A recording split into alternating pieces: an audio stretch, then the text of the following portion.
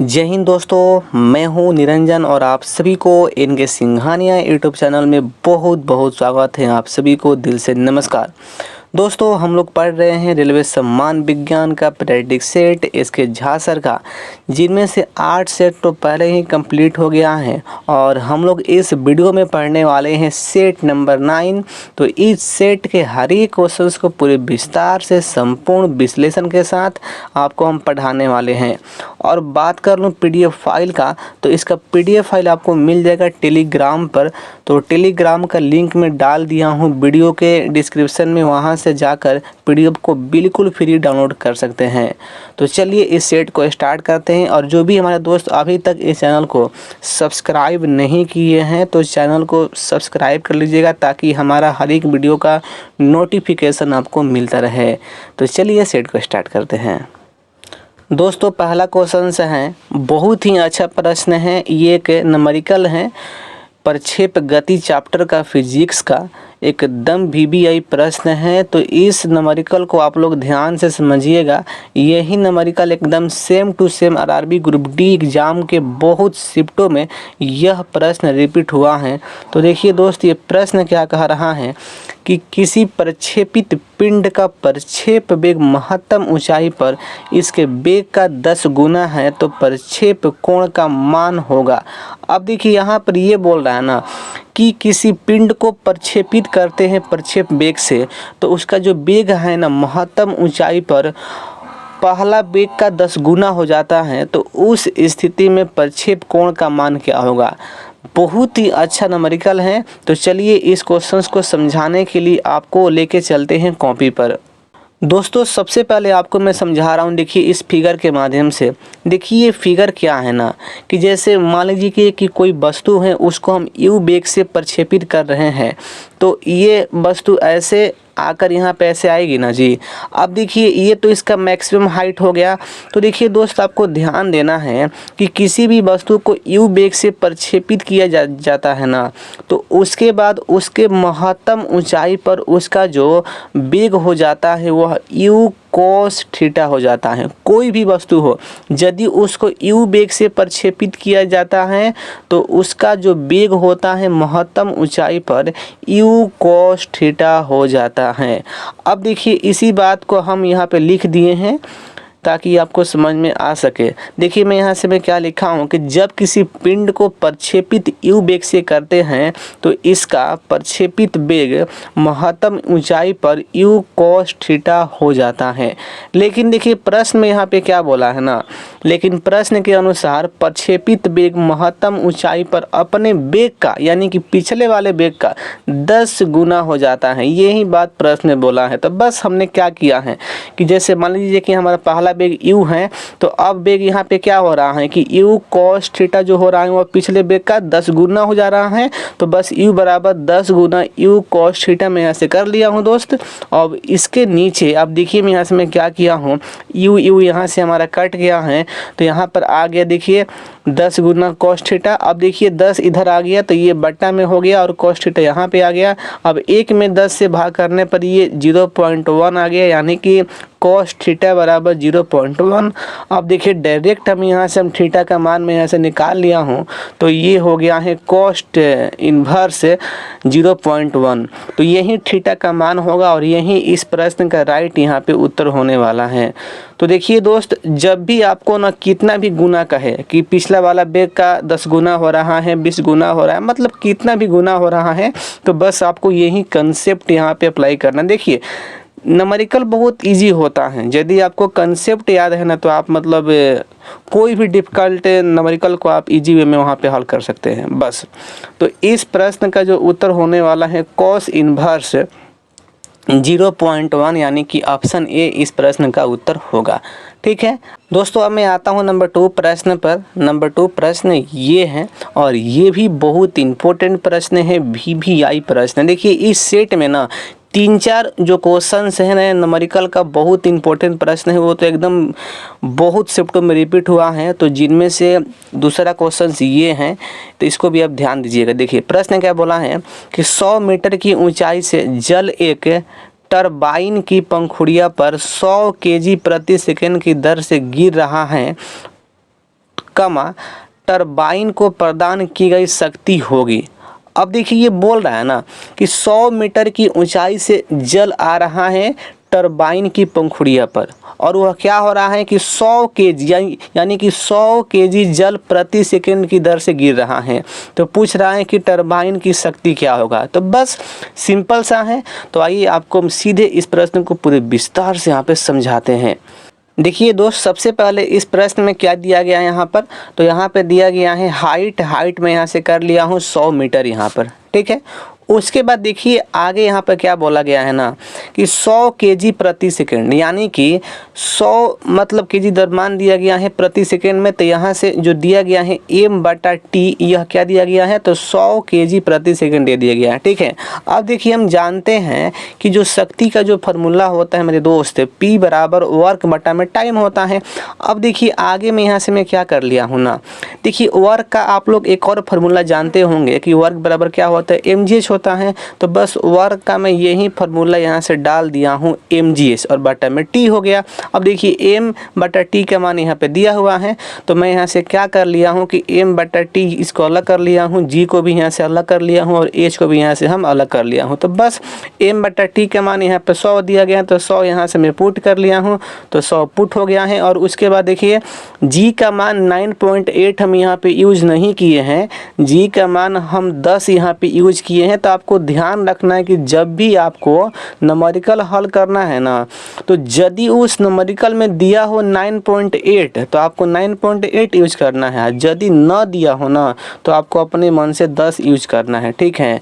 तो मैं यहाँ से 10 में यहाँ से यूज कर लिया हूँ, और उसके बाद h दिया गया है 100, तो 100 यहाँ से यूज कर लिया हूँ। बस यहाँ सब गुना वुना यहाँ पे करने के बाद ये हो गया है हमारा 1,00,000 वाट हो गया है, ठीक है ना। अब देखिए इस 1,00,000 वाट को ना हमें कन्वर्ट करना है किलो वाट में। तो बस 1000 से मैं यहाँ से भाग कर दिया हूँ, तो भाग यहाँ पे देने के बाद और मारा पीटी करने के बाद ये डायरेक्ट यहाँ से आ गया है 100 किलो वाट, यानी कि जो टरबाइन की जो शक्ति होगी वह 100 किलोवाट होगी।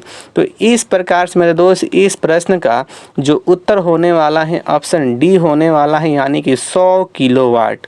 तो देखिए दोस्त, जब भी ऐसा न्यूमेरिकल आता है तो आपको इसी प्रकार से सॉल्व करना है। बहुत ही अच्छा प्रश्न है, ये प्रश्न बहुत बार रिपीट हुआ है। आते हैं अगले प्रश्न पर। देखिए अगला प्रश्न क्या है, नंबर 3। देखिए प्रश्न बोला है निम्नलिखित में से किस अम्ल में क्षारकता 3 है। अब देखिए इस प्रश्न में आपको पहले यहाँ पे समझना होगा कि अम्ल की क्षारकता और क्षार की अम्लीयता क्या होता है। अब देखिए एक थ्योरी होता है, उस थ्योरी को आपको पहले यहाँ पे समझना होगा। देखिए पहले थ्योरी क्या है ना कि जब आपसे कोई बोले कि अम्ल की क्षारीयता, अम्ल की क्षारीयता, देखिए दोस्त जो अम्ल की जो क्षारीयता होती है ना, H+ आयन की संख्या होती है। मैं क्या बोला कि अम्ल की जो क्षारीयता होती है दोस्त, वह H+ आयन की जितनी संख्या होती है उसी को अम्ल की क्षारीयता कहते हैं। अब देखिए इसके उल्टा मेरे दोस्त, इसके उल्टा यदि कोई आपसे पूछ दे क्षार का अम्लीयता, तो क्षार की जो अम्लीयता होती है ना वह OH- आयन जो होता है उसकी संख्या होता है। मैं क्या बोला कि क्षार की जो अम्लीयता होती है OH- आयन की संख्या होता है। बस इसी को आपको ध्यान यहाँ पे देना है। अब देखिए इस प्रश्न में क्या बोला है कि अम्ल की क्षारकता 3 है, यानी कि इसका मतलब ये हुआ कि इनमें से किसका जो है ना, जो H+ आयन की संख्या 3 है, तो वही अम्ल की क्षारकता 3 होगा इसका। अब देखिए इनमें से मेरे दोस्त जो यहाँ पे फास्फोरिक जो अम्ल है ना, फास्फोरिक अम्ल का जो फार्मूला होता है H3PO4 होता है। अब देखिए इसमें क्या है कि इसमें H प्लस आयन की संख्या इसमें 3 है, तो इसलिए इस प्रश्न का जो उत्तर होने वाला है ऑप्शन यहाँ पर सी होने वाला है। अब आपके मन में सवाल कि सर इसके अलावा और सारा ऑप्शन यहाँ पे क्यों नहीं हुआ, क्योंकि मेरे दोस्त देखिए ऑप्शन ए में ना H प्लस आयन की संख्या 3 नहीं है। अब देखिए ऑप्शन बी में तो यहाँ पे तो H प्लस आयन की संख्या 3 नहीं इसमें है। अब देखिए उसी प्रकार से ना ऑप्शन डी में भी यहाँ पर H प्लस आयन की संख्या 3 नहीं है, लेकिन ऑप्शन सी में H प्लस आयन की संख्या इसमें 3 है, तो इसलिए इसका उत्तर यहाँ पे क्या होगा, तो ऑप्शन सी यहाँ पे होगा। तो जब भी आपको जीवन में ना कोई बोल दे कि अम्ल की क्षारकता, तो बस आपको यहाँ पे क्या समझना है कि वह बोल रहा है कि इसमें H प्लस आयन की संख्या कितना है, बस। और जब कोई आपसे बोल दे कि क्षार की अम्लीयता, तो बस आपको यहाँ पे क्या समझना है कि वह बोल रहा है कि इसमें OH माइनस की आयन की संख्या कितना इसमें है, तो बस। ओके दोस्तों, अगला प्रश्न नंबर 4 है। देखिए 4 नंबर प्रश्न भी बहुत अच्छा प्रश्न है। प्रश्न बोला है कि एक गोलाकार दर्पण और पतली गोलाकार लेंस में प्रत्येक -10 सेंटीमीटर की फोकस लंबाई होती है, तो निम्न में से कौन सा विकल्प दर्पण और लेंस पर लागू होता है। देखिए इसका मतलब ये हुआ ना कि गोलीय दर्पण और गोलाकार जो लेंस है, इसका जो फोकस दूरी जो दिया गया है -10 सेंटीमीटर दिया गया है, तो आपको बताना है कि मतलब ये दोनों उत्तल दर्पण हैं कि दोनों उत्तल लेंस हैं कि इनमें से एक अवतल है, एक मतलब इस प्रकार से आपको यहाँ पे बताना है। देखिए तो बस इसका एक सिंपल सा कंसेप्ट होता है। यदि आपको चिन्ह परिपाटी आपको याद है लेंस का और फिर दर्पण का, तो आप इस प्रश्न को हवा में यहाँ पे उड़ा देंगे। देखिए क्या है ये, देखिए फोकस दूरी यहाँ पे दिया गया है नेगेटिव में। देखिए दोस्त, तो देखिए फोकस जो दूरी होता है ना नेगेटिव किसका होता है, तो देखिए एक होता है दर्पण में अवतल दर्पण का। अवतल दर्पण का जो होता है ना, जो फोकस दूरी होता है वह नेगेटिव होता है। अब देखिए इसी प्रकार से मैं बात कर लूँ लेंस में, तो लेंस में भी ना अवतल लेंस का जो फोकस दूरी होता है वह नेगेटिव होता है। तो इस प्रकार से हमारा स्पष्ट हो गया कि जो ये दर्पण है वह दर्पण कौन सा है, अवतल है। अब जो ये लेंस है, ये लेंस कौन सा है, अवतल है। तो देखिए यहाँ से ऑप्शन में देखिए यहाँ पर ऑप्शन क्या दिया गया है कि दोनों उत्तल हैं, बिल्कुल नहीं। अब देखिए ऑप्शन बी दिया गया है कि दर्पण अवतल है और लेंस उत्तल है, बिल्कुल नहीं। ऑप्शन सी दिया गया है कि दर्पण उत्तल है और लेंस अवतल है, बिल्कुल नहीं। ऑप्शन डी दिया गया है कि दोनों अवतल हैं, यानी कि दर्पण भी अवतल है और लेंस भी अवतल है। तो मेरे दोस्त इस प्रकार से इस प्रश्न का जो उत्तर होने वाला है ऑप्शन डी होने वाला है, यानी कि दोनों अवतल हैं। देखिए इस प्रश्न का जो सॉल्यूशन किया गया है ना, उस सॉल्यूशन में जो उत्तर दिया गया है ऑप्शन सी, यानी कि दर्पण उत्तल है और लेंस अवतल है। लेकिन देखिए दोस्त ये तो प्रश्न का जो उत्तर है ये गलत है। आपका उत्तर राइट उत्तर यहाँ पे होगा ऑप्शन डी ही होगा, दोनों अवतल हैं, ठीक है ना। क्योंकि इसका सॉल्यूशन हमें लग रहा है कि यहाँ पे मिस प्रिंट यहाँ पे कर दिया गया है। बिल्कुल मैं एकदम 100% में फिक्स हूँ, ठीक है। आप लोग भी बता सकते हैं कमेंट करके। दोस्त देखिए अगला प्रश्न है नंबर 5 नंबर प्रश्न क्या कह रहा है कि एक रुकी हुई नाव लहरों की वजह से हिलती है, जिनके क्रमिक तरंग शीर्ष 100 मीटर की दूरी पर है और चल रहे तरंग शीर्ष का लहर का वेग 28 मीटर प्रति सेकंड है। तो हमें बताना है कि नाव की हिलने की आवृत्ति क्या है। अब देखिए इस प्रश्न में क्या क्या पहले यहाँ पे दिया गया है, तो इस प्रश्न में तरंग का वेग दिया गया है 28 मीटर प्रति सेकंड, और फिर उसके बाद इस प्रश्न में तरंग की लंबाई दिया गया है, यानी कि लेमडा दिया गया है 100 मीटर, और हमसे पूछ रहा है आवृत्ति यानी कि म्यू हमसे पूछ रहा है।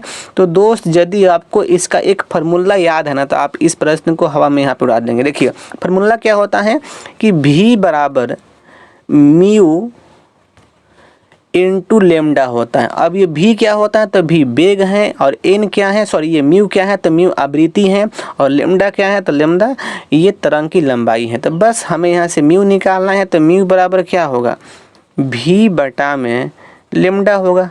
अब देखिए भी कितना दिया गया है, तो भी दिया गया है 28 और लेमडा कितना दिया गया, लेमडा यहाँ पे 100 दिया गया है। तो 28 में 100 से भाग करने पर ये होगा 0.28 हर्ट्ज। तो ये ही इस प्रश्न का उत्तर होगा। अब देखिए ना आपके ऑप्शन में है यहाँ पे ना ऑप्शन ए, तो ऑप्शन ए ही इसका राइट यहाँ पे उत्तर होगा। बहुत इजी प्रश्न था, बच्चा वाला प्रश्न है। अब देखिए दोस्त हम लोग आते हैं 6 नंबर प्रश्न पर। 6 नंबर प्रश्न देखिए क्या बोला है कि यदि 1 केजी द्रव्यमान की वस्तु की चाल डैश हो तो उसकी गतिज ऊर्जा 1 जूल होगा। देखिए दोस्त इस प्रश्न में क्या दिया गया है, इस प्रश्न में दिया गया है वस्तु का मास और वस्तु का गतिज ऊर्जा, और हमसे पूछ रहा है कि वस्तु का चाल कितना होगा। तो बहुत आसान प्रश्न है, एकदम बच्चा वाला। अब देखिए इस प्रश्न को हल करने के लिए बस काइनेटिक एनर्जी का फॉर्मूला आपको याद होना चाहिए। के बराबर क्या होता है, तो 1/2 mv² होता है। तो बस इसी पर यहाँ से पुट कर लो। के का मान दिया गया है 1, तो 1 में यहाँ से पुट कर लिया दोस्त। अब देखिए 1/2 और m का मान दिया गया यहाँ पर 1 हो गया ना। अब देखिए हमें v² निकालना है यहाँ से, हमें यानी कि v का मान निकालना है। तो ये 2 इधर आएगा, तो इधर यहाँ पे कैसे हो जाएगा दोस्त, ये यहाँ पे ऐसे हो जाएगा 2 बराबर क्या होगा v² होगा यहाँ पे ना। तो या मैं इसको मैं लिख सकता हूँ v बराबर √2 यहाँ पे हो जाएगा। अब देखिए √2 का जो मान होता है मेरे दोस्त, इसका मान होता है 1.414 और इसका यूनिट हो जाएगा मीटर प्रति सेकंड। तो यही इस प्रश्न का उत्तर होगा। तो दोस्त इसका उत्तर यहाँ पे क्या होने वाला है, ऑप्शन सी होने वाला है 1.4 मीटर प्रति सेकंड। ओके, आते हैं अगले प्रश्न पर। अगला प्रश्न नंबर 7। देखिए 7 नंबर प्रश्न भी बहुत अच्छा प्रश्न है। प्रश्न बोला है कि एक साइकिल का टायर अचानक फट जाता है, यह प्रदर्शित करता है। अब देखिए ये प्रश्न पूछ रहा है कि एक साइकिल का टायर अचानक फट जाना यह किसका उदाहरण है। ऑप्शन दिया है समतापीय प्रक्रिया का, समदाबीय प्रक्रिया का, समआयतन प्रक्रिया का, रुदोष्म प्रक्रिया का। तो देखिए दोस्त आपको एकदम दिमाग में डाल लेना है कि साइकिल का टायर अचानक फट जाना यह जो है यह उदाहरण होता है रुदोष्म प्रक्रिया का, या रुदोष्म प्रकरण का, या रुदोष्म परिवर्तन का। आपको एकदम दिमाग में डाल लेना है। तो इसका उत्तर यहाँ से हो गया ऑप्शन डी हो गया रुदोष्म प्रक्रिया। अब आपके मन में सवाल कि रुदोष्म प्रक्रिया क्या होता है। देखिए दोस्त आपको मैं समझा रहा हूँ। देखिए रुदोष्म प्रक्रिया एक प्रकार की ऐसी भौतिक प्रक्रिया होती है जिसके अंतर्गत कोई निकाय में के अंदर ना तो ऊष्मा का अवशोषण होता है और ना ही ऊष्मा का उत्सर्जन होता है। यानी कि इस प्रक्रिया के हिसाब से एक प्रकार का ऐसा निकाय तैयार किया जाता है जिसके अंदर ना तो ऊष्मा का अवशोषण होता है और ना ही ऊष्मा का उत्सर्जन होता है। तो इस प्रकार की जो प्रक्रिया होता है ना, इसे ही कहा जाता है रुदोष्म प्रक्रिया कहा जाता है, या इसी को ही कहीं कहीं आप देखेंगे तो इसको रुदोष्म प्रक्रम या रुदोष्म प्रक्रिया या रुदोष्म परिवर्तन के नाम से भी इसको हम लोग जानते हैं यहाँ पर। तो बस आपको ध्यान रखना है। तो जब भी ऐसा एग्जाम्पल दे कि साइकिल का टायर अचानक फट जाता है यह किसका उदाहरण है, तो बस आपको डायरेक्ट यहाँ से उत्तर मारना है रुदोष्म प्रक्रिया का। ओके दोस्त, आते हैं अगले प्रश्न पर। देखिए अगला प्रश्न यहाँ पे 8 नंबर प्रश्न तो एकदम वीवीआई प्रश्न है। ये प्रश्न आरआरबी ग्रुप डी एग्जाम के बहुत शिफ्टों में ये प्रश्न रिपीट किया है। देखिए दोस्त प्रश्न क्या बोला है, प्रश्न बोला है कि H2O का अधिकतम घनत्व किस तापमान पर होता है। देखिए इसको आपको एकदम दिमाग में डाल लेना है मेरे दोस्त कि जो जल होता है ना, जो H2O होता है, H2O का जो अधिकतम जो मैक्सिमम जो इसका जो डेंसिटी होता है, जो घनत्व होता है वह 4 डिग्री सेंटीग्रेड पे होता है। जब यहाँ पे बात करें सेंटीग्रेड में तो ये होगा 4 डिग्री, लेकिन जब यहाँ पे बोल दे कि फ़ारेनहाइट में तो इसका उत्तर होता है फ़ारेनहाइट में 39.2 फ़ारेनहाइट होता है। तो बस आपको ध्यान रखना है कि जब भी क्वेश्चन आए कि जल का जो डेंसिटी होता है वह सेल्सियस में कितना होता है, तो सेल्सियस में 4 डिग्री पे होता है और फ़ारेनहाइट में 39.2 डिग्री फ़ारेनहाइट पे होता है अधिकतम। लेकिन देखिए इसके उल्टा ना, जब आपसे बोल दे, इसके उल्टा होता है कि जब आपसे बोल दे कि H2O का न्यूनतम डेंसिटी कितने पे होता है, तो न्यूनतम इसका जो डेंसिटी होता है वह है 0 डिग्री सेंटीग्रेड पे होता है। आपको ध्यान रखना है, अधिकतम 4 डिग्री पर और न्यूनतम 0 डिग्री सेंटीग्रेड पर।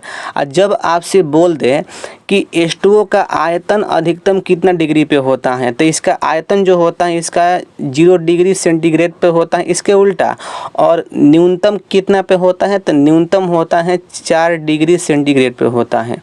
तो इस प्रकार से इस प्रश्न का जो उत्तर यहाँ पे होने वाला, देखिए ऑप्शन दिया गया है फ़ारेनहाइट में, तो इसका उत्तर होने वाला है ऑप्शन बी यानी कि 39.2 फ़ारेनहाइट। और यदि यहाँ पे सेल्सियस में उत्तर दे तो उत्तर यहाँ पे देगा यहाँ पे 4 डिग्री सेंटीग्रेड। तो बस आपको अपने हिसाब से यहाँ पे उत्तर मारना होता है, ठीक है। आते हैं अगला प्रश्न पर। अगला प्रश्न यहाँ पे 9 नंबर।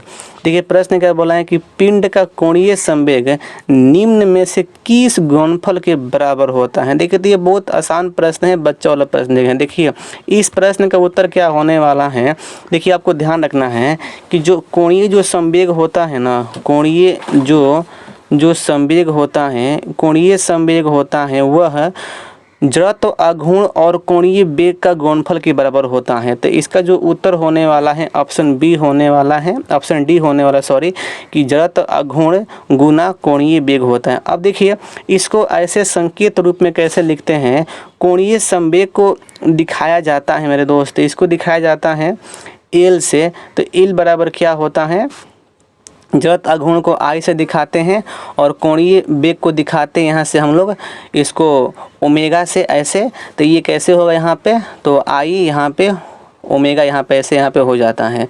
तो बस आपको यहाँ पे ऐसे इस प्रकार से आपको ध्यान रखना है, ठीक है। आते हैं अगले प्रश्न में। देखिए अगला प्रश्न क्या है यहाँ पर 10 नंबर। बहुत ही अच्छा प्रश्न, एकदम VVI प्रश्न ये है और यही प्रश्न ग्रुप डी एग्जाम में बहुत बार बहुत शिफ्टों में ये प्रश्न रिपीट हुआ है। देखिए प्रश्न क्या बोला है कि यदि पृथ्वी के घूर्णन का कोणीय वेग अचानक बढ़ा दिया जाए तो भूमध्य रेखा पर पिंड के भार पर क्या प्रभाव पड़ेगा।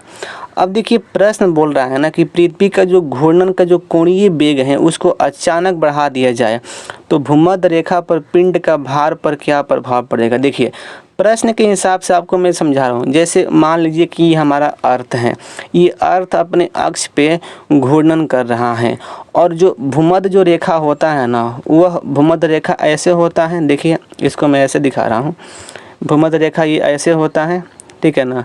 तो मान लो कि ये जो अर्थ है, अर्थ ये मोशन यहाँ पे कर रही है, ऐसे अपने अक्ष पे एकदम घूम रहा है, ये अर्थ है। तो देखिए इसका एकाएक मैं क्या करता हूँ ना कि इसका कोणीय वेग में बढ़ा देता हूँ। तो देखिए दोस्त, जैसे ही इसका कोणीय वेग बढ़ाया जाता है ना, तो भूमध्य रेखा पर क्या होता है कि पिंड का जो भार होता है, जो गुरुत्वाकर्षण जो बल होता है या गुरुत्वीय जो त्वरण होता है, वह कम हो जाता है। बस आपको एकदम दिमाग में याद रखना है कि जब भी पृथ्वी के घूर्णन का कोणीय वेग को अचानक बढ़ाया जाता है तो भूमध्य रेखा पर पिंड का जो भार होता है या जो गुरुत्वीय त्वरण होता है या जो गुरुत्वाकर्षण जो बल होता है उसका मान कम हो जाता है। तो इस प्रश्न का जो उत्तर होने वाला है ऑप्शन ए होने वाला है, यानी कि कम होगा। अब देखिए इसके उल्टा, इसके रिवर्स में यदि कोणीय वेग को अचानक कम कर दे तो क्या होगा, भूमध्य रेखा पर पिंड का भार क्या होगा, वहाँ पे बढ़ जाएगा। तो बस आपको ये भी सेंस आपको यहाँ पे दिमाग में याद रखना है। ओके, आते हैं अगले प्रश्न पर। देखिए अगला प्रश्न यहाँ पे है 11 नंबर। 11 नंबर प्रश्न क्या बोला है, देखिए ये भी प्रश्न बहुत VVI प्रश्न, इसको भी आप ध्यान रखेंगे, इसको भी कॉमन सेंस आपको याद यहाँ पर रखना है, ठीक है ना। देखिए प्रश्न क्या बोला यहाँ से, प्रश्न बोला है कि एक कृत्रिम उपग्रह पृथ्वी के चारों ओर चक्कर लगा रहा है तो उसमें बैठे अंतरिक्ष यात्री का भार होगा। अब देखिए इस प्रश्न को मैं समझा रहा हूँ। देखिए प्रश्न क्या बोला है ना कि जैसे मान लीजिए कि हमारा कोई ये अर्थ है और इस अर्थ के चारों ओर ना एक मानव निर्मित उपग्रह परिक्रमा कर रहा है। जैसे मान लीजिए कि ये मानव निर्मित ये उपग्रह है और ये परिक्रमा कर रहा है। अब देखिए इसी में कोई मानव यहाँ पे बैठा हुआ है, अंतरिक्ष यात्री, तो बोल रहे हैं कि अंतरिक्ष यात्री का जो भार होगा वह क्या होगा। अब देखिए ऑप्शन में क्या दिया गया है कि पृथ्वी पर के भार से अधिक होगा, पृथ्वी पर के भार से कम होगा, पृथ्वी पर के भार के बराबर होगा, यह शून्य होगा। तो देखिए दोस्त आपको ध्यान रखना है कि देखिए अंतरिक्ष में क्या होता है ना, अंतरिक्ष में क्या होता है कि गुरुत्वाकर्षण बल वहाँ पे जीरो होता है। यानी कि गुरुत्वाकर्षण बल जीरो होने का मतलब ये हुआ कि वहाँ पे गुरुत्वीय त्वरण का मान एकदम शून्य होता है। जब शून्य जब होगा तो यानी कि भार भी वहाँ पे क्या होगा, शून्य वहाँ पे होगा। ये कॉमन सेंस का प्रश्न यहाँ पे है। तो बस मेरे दोस्त इस प्रश्न का जो यहाँ पे उत्तर होने वाला है ऑप्शन डी होगा, यानी कि शून्य होगा। देखिए जब भी अंतरिक्ष का बात कर देना, जब भी अंतरिक्ष का बात करें और बोले कि भार क्या होगा, तो अंतरिक्ष में भार का मान एकदम जीरो होता है, क्योंकि अंतरिक्ष में ना तो अवमंडल है और ना ही वहाँ पे गुरुत्वाकर्षण बल है और ना ही वहाँ पे गुरुत्वीय त्वरण वहाँ पे है। तो इस प्रकार से आपको ध्यान रखना है कि हमेशा जीरो होता है। तो इसका उत्तर यहाँ पे क्या होगा, ऑप्शन डी यहाँ पे होगा इसका उत्तर। ठीक है, अब आते हैं अगला प्रश्न नंबर 12 पर। देखिए 12 नंबर प्रश्न क्या बोला है, 12 नंबर प्रश्न क्या बोला है, अंतर्राष्ट्रीय इकाई पद्धति के अनुसार रेडियो एक्टिविटी की इकाई क्या है। देखिए ये भी प्रश्न बहुत इंपॉर्टेंट प्रश्न है और ये प्रश्न बहुत बार एग्जाम में पूछा हुआ प्रश्न है और ये हमेशा ये पूछ देता है कि रेडियो एक्टिविटी की मतलब यूनिट क्या होता है। तो देखिए दोस्त इसका जो उत्तर होने वाला है, रेडियो एक्टिविटी का जो यूनिट होता है वह बैकुरल होता है, बैकुरल, इसका आपको ध्यान रखना है। अब देखिए बहुत बार यहाँ पे क्वेश्चन भी पूछ देता है कि रेडियो एक्टिविटी जो एलिमेंट होते हैं वह पहला एलिमेंट कौन है। तो पहला एलिमेंट जो होता है मेरे दोस्त वह होता है रेडियम होता है। अब देखिए ये भी पूछता है कि रेडियम का खोज किसने किया था। तो रेडियम का खोज किया था मैडम क्यूरी ने ही रेडियम का खोज किया था। तो इस प्रकार से आपको यहाँ पे ध्यान रखना है इस प्रश्न को। ठीक है दोस्त, आते हैं अगले प्रश्न पर। देखिए अगला प्रश्न नंबर 13 यहाँ पे क्या कह रहा है कि देखिए ये कथन और यहाँ पे कारण वाला प्रश्न है। जो देखिए कथन ने क्या बोला है, कथन रासायनिक तत्वों की आवर्त सारणी में इलेक्ट्रॉन बंधुता किसी एक वर्ग में सदैव ऊपर से नीचे की ओर बढ़ती है। देखिए कथन में कह रहा है ना कि रासायनिक तत्वों की जो आवर्त सारणी में बोल रहा है कि जो इलेक्ट्रॉन जो बहुता होती है ना किसी एक वर्ग में सदैव ऊपर से नीचे की ओर बहती हैं।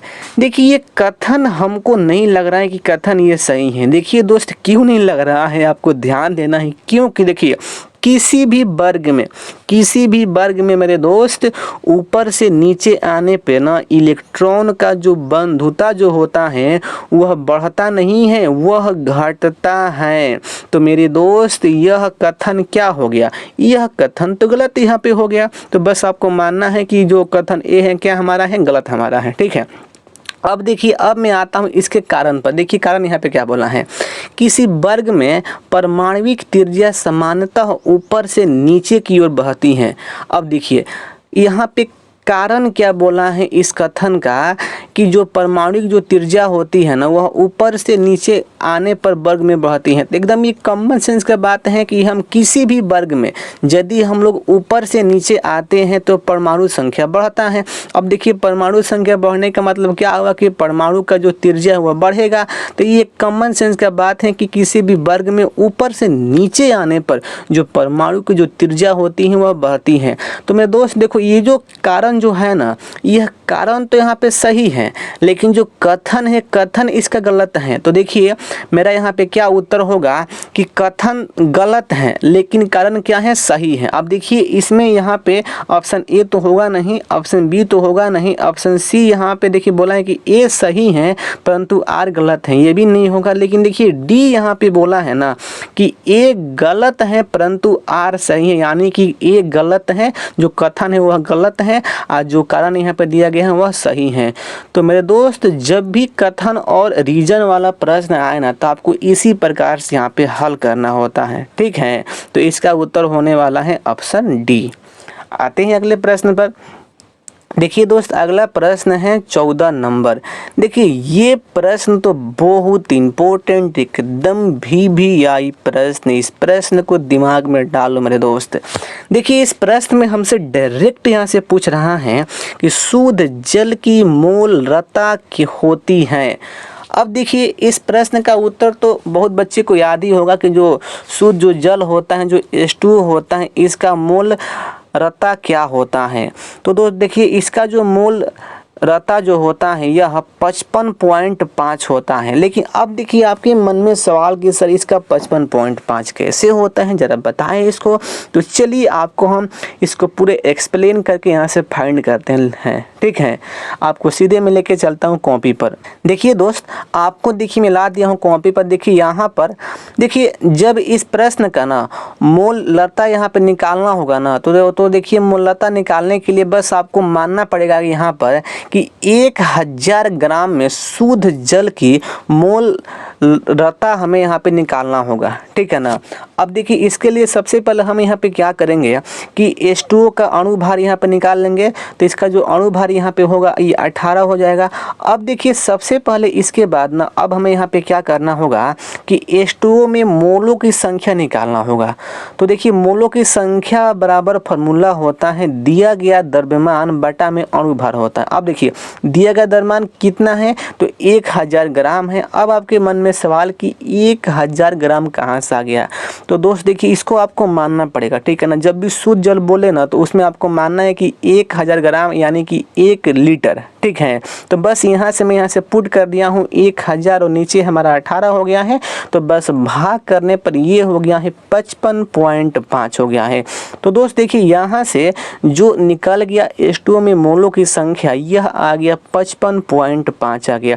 अब देखिए जब ये मोलों की संख्या फाइंड हो गया ना, तो इसके बाद हम लोग मोल रटा यहाँ से हम लोग एकदम यहाँ से निकाल सकते हैं। देखिए तो इसको निकालने के लिए फार्मूला होता है मोल बटा में आयतन होता है। देखिए तो मोल दिया गया है 55.5। अब देखिए आयतन क्या है, यानी कि 1000 ग्राम में निकालना है, यानी कि 1 लीटर में निकालना है।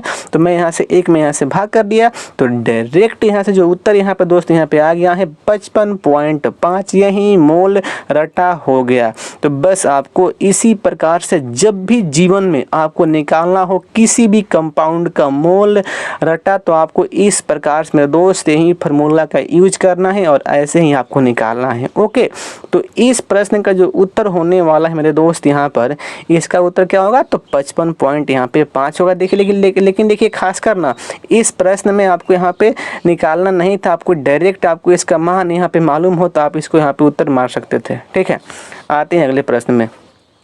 देखिए अगला प्रश्न नंबर यहाँ पे 15 क्या बोला है, 15 प्रश्न बोला है, ये भी अच्छा प्रश्न है।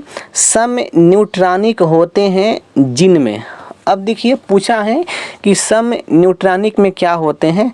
तो दोस्त देखिए तो बच्चा प्रश्न का उत्तर जानता है कि सम न्यूट्रॉनिक में क्या होता है कि न्यूट्रॉनों की संख्या समान होता है लेकिन परमाणु संख्या और परमाणु द्रव्यमान भिन्न भिन्न होता है। ये तो बच्चा जानता है। तो इस प्रश्न का जो उत्तर यहाँ पे होने वाला है परमाणु क्रमांक तथा परमाणु भार भिन्न भिन्न किंतु न्यूट्रॉनों की संख्या समान होता है। ठीक है दोस्त ना। चलिए अब देखिए इसका सम न्यूट्रॉनिक का एग्जाम्पल इम्पोर्टेंट होता है।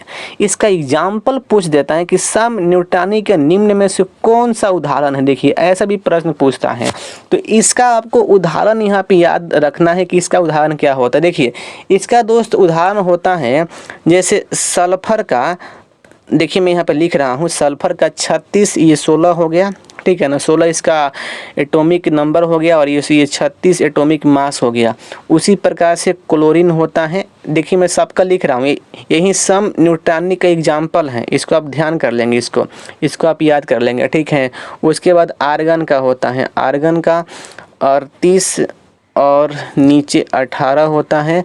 और फिर पोटेशियम का 19 और ऊपर 39 होता है। और फिर उसके बाद कैल्शियम का 20 और ऊपर 40 होता है। देखिए ये जो हम एलिमेंट यहाँ पे लिखे हैं ना, यह एलिमेंट में क्या होता है कि इस एलिमेंट में परमाणु संख्या और द्रव्यमान संख्या भिन्न भिन्न है, लेकिन इन सभी का जो न्यूट्रॉनों की जो संख्या है ना वह समान है। तो इसलिए ये सारा जो एलिमेंट है यह सम न्यूट्रॉनिक होते हैं। मेरे दोस्त आपको हमेशा याद रखना, देखिए ये डायरेक्ट यहाँ से ये पूछता है, यही पैटर्न सल्फर, क्लोरीन, आर्गन और पोटेशियम और कैल्शियम यह सम न्यूट्रॉनिक होते हैं। ओके, आपको याद हो गया होगा। ठीक है दोस्त, चलिए आते हैं अपने अगले प्रश्न पर। देखिए अगला प्रश्न यहाँ पर क्या बोला है, अगला प्रश्न नंबर 16। देखिए दोस्त प्रश्न नंबर 16 क्या बोला है कि पहाड़ के सामने एक खड़े लड़के को ध्वनि की प्रतिध्वनि 0.2 सेकंड के बाद सुनाई देती है, तो ध्वनि की चाल 342 मीटर प्रति सेकंड है, तो लड़के से पहाड़ की दूरी कितनी है। अब देखिए ये प्रश्न हल्का सा कंसेप्टुअल प्रश्न है, हमसे पूछ रहा है ना कि लड़के से पहाड़ की दूरी कितना है। अब यहाँ पे दिया गया है कि जो प्रतिध्वनि है वो 0.2 है और ध्वनि की जो स्पीड है 342 है, तो हमें डिस्टेंस निकालना है। चलिए आपको मैं समझा रहा हूँ। देखिए जैसे मान लीजिए मेरे दोस्त है, ये पहाड़ है, ये पहाड़ है, जैसे मान लीजिए ये पहाड़ है, ठीक है। और देखिए यहाँ पर लड़का यहाँ पे खड़ा है, ठीक है। अब देखिए यहाँ से लड़का ने कुछ यहाँ से बोला, तो ध्वनि क्या हुई कि इस पहाड़ से ध्वनि क्या हुई कि यह ध्वनि इस पहाड़ के पास गई और पहाड़ से टकरा कर फिर इस लड़के के पास आई, तो उसको समय कितना लग रहा है सुनने में, तो 0.2 लग रहा है। यानी कि जो प्रतिध्वनि का जो समय यहाँ पे हो गया, कितना हो गया, 0.2 सेकंड हो गया। अब देखिए मैं आपसे पूछ रहा हूँ कि इस लड़का ने जब बोला तो इसका जो साउंड है, जो ध्वनि है, इस ध्वनि को पहाड़ तक जाने में समय कितना लगा होगा, तो एकदम आधा, यानी कि 0.2 के आधा, यानी कि 0.1 लगा होगा। अब देखिए हमें यहाँ से यहाँ का समय मिल गया और देखिए ध्वनि के यहाँ पे स्पीड यहाँ पे दिए गया है और हमको निकालना है डिस्टेंस यहाँ से यहाँ का, तो बस यहाँ से निकाल सकते हैं। देखिए दोस्त, तो दोस्त देखिए डिस्टेंस बराबर क्या होता है, डी बराबर क्या होता है, बोलिए। तो डी बराबर क्या होता है, चाल गुना समय होता है, यानी कि भी गुना टी होता है। तो बस देखिए यहाँ से भी क्या दिया गया, यहाँ पर भी दिया गया है 342 दिया गया है, और टाइम कितना होगा, यहाँ पे टाइम होगा 0.1 होगा। अब देखिए जैसे ही आप इसको गुना करेंगे मेरे दोस्त, तो देखिए गुना करने के बाद ना यहाँ पर आएगा 34.2 मीटर। तो यही इस प्रश्न का राइट यहाँ पे उत्तर होने वाला है, ठीक है। तो इसका ऑप्शन यहाँ पे जो जाने वाला है 34.2 मीटर, यानी कि ऑप्शन बी। ओके, आते हैं अगले प्रश्न पर। देखिए अगला प्रश्न नंबर यहाँ पे 17 है। देखिए प्रश्न नंबर 17 क्या बोल रहा है, वायु में अधिकतर पीबी के कण इससे आते हैं। देखिए इसका मतलब ये हुआ ना कि हवा में जो अधिकतर जो होते हैं लेड, यानी कि जो शीशा का जो कण होते हैं, मतलब किससे आते हैं। तो देखिए इसका उत्तर आपको एकदम याद रखना है, इसके अलावा कोई सेंस नहीं है। देखिए दोस्त, तो देखिए हवा में क्या होता है ना, हवा में जो शीशा के जो कण होते हैं वह PbC2H5 एक कंपाउंड होता है। इसी के माध्यम से हवा में शीशा के कण अधिकतर मात्रा में पाए जाते हैं। तो इस कंपाउंड का नाम आपको ध्यान रखना है, या इसका मतलब केमिकल फार्मूला भी इसका PbC2H5 खासकर देखिए इसका केमिकल फार्मूला ही यहाँ से पूछ देता है, ठीक है। तो इसको आपको ध्यान यहाँ पर रखना है। तो इस प्रश्न का जो यहाँ पे उत्तर होने वाला मेरा दोस्त है ऑप्शन सी होगा, यानी कि PbC2H5 होल ट्वाइस यहाँ पे 4 होगा, ठीक है। दोस्तों अगला प्रश्न नंबर 18 है। देखिए प्रश्न नंबर 18 क्या बोला है कि ऑक्सीजन, सल्फर और सेलेनियम तत्वों के परमाणु आकारों का सही क्रम है। अब देखिए तीनों एलिमेंट का पूछ रहा है ना कि मतलब किसका परमाणु का आकार सबसे अधिक होता है, उससे छोटा किसका होता है, उससे छोटा किसका होता है, यानी कि इसका परमाणु आकार का हमसे क्रम पूछ रहा है। अब देखिए सबसे पहले आपको यहाँ पे जानना पड़ेगा दोस्त कि ये जो तीनों एलिमेंट हैं, यह तीनों एलिमेंट किस वर्ग में पाए जाते हैं। अब देखिए ये तीनों एलिमेंट जो होते हैं ना, वर्ग 16 का एलिमेंट है, वर्ग 16 का। अब देखिए वर्ग 16 में कैसे होता है कि सबसे ऊपर पाया जाता है ऑक्सीजन, उसके नीचे होता है सल्फर और उसके नीचे मेरे दोस्त होता है सेलेनियम होता है। अब देखिए तो यही इसका क्रम है। अब देखिए एक पॉइंट आप लोग जानते हैं बचपन से ही कि किसी भी वर्ग में ऊपर से नीचे आने पर परमाणु त्रिज्या बढ़ता है, यानी कि परमाणु का आकार बढ़ता है। तो दोस्त ये तीनों एलिमेंट में सबसे बड़ा आकार किसका होगा? Fe का होगा। और इससे छोटा किसका होगा? सल्फर का होगा। और इससे छोटा किसका होगा? तो ऑक्सीजन के यहाँ पे होगा। तो दोस्त इसके परमाणु का जो आकार का जो क्रम हुआ यह कौन हुआ मेरे दोस्त? यही ना हुआ जी, यानी कि SeSO। अब देखिए ऐसा क्रम किस ऑप्शन में दिया गया है? ऑप्शन बी में दिया गया है। तो इस प्रश्न का राइट उत्तर क्या होगा? ऑप्शन बी यहाँ पे होगा। ठीक है दोस्त ना। आते हैं अगले प्रश्न पे जी। अगला प्रश्न देखिए क्या बोला है, 19 नंबर प्रश्न बोला है कि छपाई में प्रयोग की जाने वाली स्याही किसके अपघटन से प्राप्त होती हैं? अब देखिए इस प्रश्न को आपको डायरेक्ट यहाँ पे याद रखना है अपने माइंड में कि जो स्याही होती है ना, स्याही को मीथेन के अपघटन से प्राप्त किया जाता है। तो इस प्रश्न का डायरेक्ट यहाँ पे जो उत्तर होने वाला है मेरे दोस्त ऑप्शन बी होने वाला है, यानी कि मीथेन होने वाला है। ठीक है ना दोस्त। देखिए अगला प्रश्न नंबर 20 है। 20 प्रश्न बोला है कि तरल पदार्थ के घनत्व को मापने के लिए किसका प्रयोग किया जाता है? बहुत ही अच्छा प्रश्न है, एकदम BBI प्रश्न। और ये प्रश्न हर एक एग्जाम में पूछता है। देखिए यहाँ से दो प्रश्न पूछता है, ठीक है ना। एक पूछता है कि तरल का घनत्व किससे मापते हैं? तो देखिए जब पूछे कि तरल का घनत्व ना, तो इसको मापा जाता है हाइड्रोमीटर से। मैं क्या बोला? हाइड्रोमीटर से। हाइड्रोमीटर से तरल का घनत्व मापा जाता है। अब देखिए इसी के साथ एक और प्रश्न पूछ लेता है। जब पूछे कि अवमंडल का आर्द्रता किससे मापते हैं, तो इसका उत्तर होगा हाइग्रोमीटर। मीटर। तो दोनों में हल्का कन्फ्यूजन होता है, बच्चे सब यहाँ पे उल्टा पुल्टा मार देते हैं। तो आपको इसलिए यहाँ पे हम दोनों को यहाँ पे डिस्कस कर दिया हूँ, ठीक है ना। तो जब बोले तरल का घनत्व तो वहाँ पे होगा हाइड्रोमीटर होगा, और जब बोले अवमंडलीय का आर्द्रता तो वहाँ पे हाइग्रोमीटर होगा, ठीक है ना। तो इस प्रश्न का जो उत्तर होने वाला है ऑप्शन बी होगा, यानी कि हाइड्रोमीटर होगा। अब देखिए इसी से लिंकेड एक और यहाँ से ऑप्शन दिया गया है फाइडोमीटर। देखिए ये भी इम्पोर्टेंट है, ये भी बहुत एग्जाम में पूछा गया है कि फाइडोमीटर से क्या मापा जाता है। तो दोस्त आपको याद रखना है कि फाइडोमीटर से ना महासागरीय की जो गहराई होती है उसको मापा जाता है फाइडोमीटर से, ठीक है। अब देखिए एक और आपको ध्यान रखना है, हिप्सोमीटर से क्या मापा जाता है। तो दोस्त ये भी आपको दिमाग में एकदम ऐड कर लेना है कि हिप्सोमीटर से समुद्र तल से ऊंचाई मापा जाता है, ठीक है। तो आपको दोनों ये मतलब चारों जो है ना, ये आपको मैं जो बताया यहाँ पे हम ना चारों आपको एकदम पूरा दिमाग में ऐड रखना है, ठीक है दोस्त। देखिए अगला प्रश्न नंबर 21 है। 21 में प्रश्न क्या बोला है कि ध्वनि का तार व तत्व, इसको इंग्लिश में कहा जाता है पिट्स, किस पर निर्भर हैं। अब देखिए इस प्रश्न का उत्तर बहुत बच्चे कंफ्यूज यहाँ पे हो जाएंगे कि ध्वनि का ये तार तत्व भाई क्या होता है। देखिए यही जो शब्द है यही फंसा रहा होगा आपको कि तार तत्व। देखिए तार तत्व का मतलब होता है कंपन। तार व तत्व का मेरे दोस्त मतलब क्या होता है? कंपन होता है। तो देखिए हमसे क्वेश्चंस क्या पूछ रहा है ना कि ध्वनि का जो कंपन होता है वह किस पर निर्भर करता है। तो दोस्त आपको ध्यान रखना है कि ध्वनि का जो कंपन होता है यह आवृत्ति पर निर्भर करता है।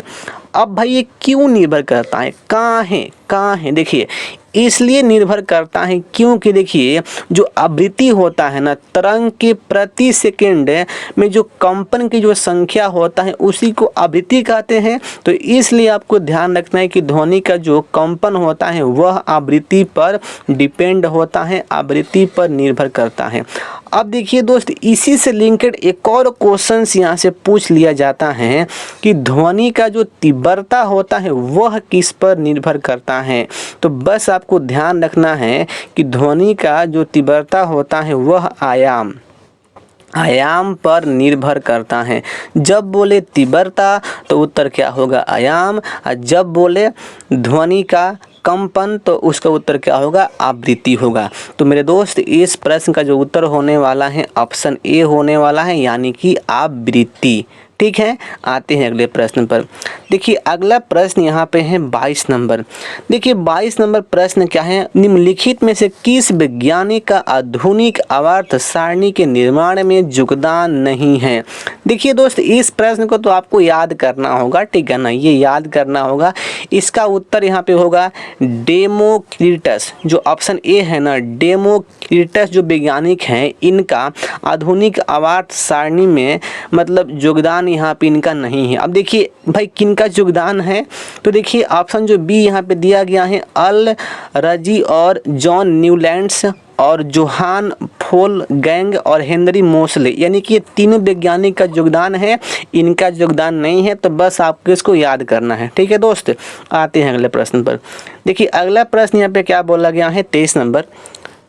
यहाँ पर परमाणु संख्या दिया गया है 35, 53, 85 की परमाणु संख्या के तत्व हैं। दोस्त ये बहुत बच्चा वाला प्रश्न है। देखिए हम तो जानते हैं जी बचपन से ही ना, जो 35 होता है, जो 53 होता है, जो 85 होता है, ये तो परमाणु संख्या होता है हाइड्रोजन वाले वर्ग का, यानी कि वर्ग क्या 18, यानी कि 18 वर्ग क्या 17, जो 17 वर्ग के जो एलिमेंट होते हैं उन्हीं का ना जी यहाँ पे जो परमाणु संख्या होता है 35 होता है, 53 होता है, 85 होता है, और इसी वर्ग को कहा जाता है हाइड्रोजन वर्ग कहा जाता है। तो बस आपको ध्यान रखना है। तो इस प्रश्न का जो यहाँ पे उत्तर होने वाला है मेरे दोस्त, क्या होने वाला है, ऑप्शन ए होने वाला है, यानी कि हाइड्रोजन। ठीक है, आते हैं अगले प्रश्न पर। देखिए अगला प्रश्न क्या है मेरे दोस्त, यहाँ पर अगला प्रश्न है 24 नंबर। बोला है कि डैश का प्रशीतन यानी कि रेफ्रिजरेशन में प्रयोग किया जाता है। अब देखिए ये भी बच्चा वाला प्रश्न है। अब देखिए जो भी मेरे दोस्त शीतलक के रूप में जो यूज किया जाता है वो अभी कौन होता है। ऑप्शन देखिए ए यहाँ पे दिया गया है क्लोरोफ्लोरोकार्बन। बहुत अच्छा प्रश्न है एकदम, इसका इजी उत्तर यहाँ पे होगा ऑप्शन ए, यानी कि क्लोरोफ्लोरोकार्बन। तो दोस्त 24 का यहाँ पे उत्तर क्या होने वाला है, ऑप्शन ए यहाँ पे होने वाला है। ठीक है, आते हैं अगले प्रश्न पर। देखिए अगला प्रश्न यहाँ पर बोला है 25 नंबर। परमाणु क्रमांक 10, 18, 36, 54 वाले तत्व डैश हैं। अब देखिए बस आपको इसका परमाणु क्रमांक के आधार पर इसका बस नाम याद हो तो बस आप इस प्रश्न का उत्तर यहाँ पे मार सकते हैं। देखिए दोस्त यहाँ पे क्या बोला गया है, 10 परमाणु संख्या किसका होता है, नियोन का होता है, 18 आर्गन का होता है, 36 क्रिप्टॉन का होता है, 54 जेनॉन का होता है। अब देखिए दोस्त ये जो नियोन, आर्गन, क्रिप्टॉन, जेनॉन जो एलिमेंट होता है, इसी एलिमेंट को जी कहा जाता है अकीरीय गैस, यानी कि यह वर्ग 18 समूह के एलिमेंट है। तो इसका उत्तर क्या होने वाला है, ऑप्शन डी होने वाला है मेरे दोस्त। ठीक है, तो मेरे भाई देखिए इस प्रकार से हम लोग इस सेट का कंप्लीट 25 क्वेश्चंस यहाँ पे पूरे विश्लेषण के साथ कंप्लीट कर लिए हैं। और आपको किसी भी क्वेश्चंस में किसी भी प्रकार का प्रॉब्लम हुआ हो तो आप हमसे टेलीग्राम पर कांटेक्ट कर सकते हैं या नीचे कमेंट करिए और आप हमसे पूछ सकते हैं। तो दोस्त फिर मिलते हैं अगले सेट नंबर 10 में। तो बस आज के लिए इतना ही। और जो भी हमारे दोस्त अभी तक इस चैनल को सब्सक्राइब नहीं किए तो चैनल को सब्सक्राइब कर लेंगे और इस वीडियो को अपने सारे मित्रों में शेयर भी कर देंगे। तो चलिए, जय हिंद, वंदे मातरम, नमस्कार मेरे दोस्त।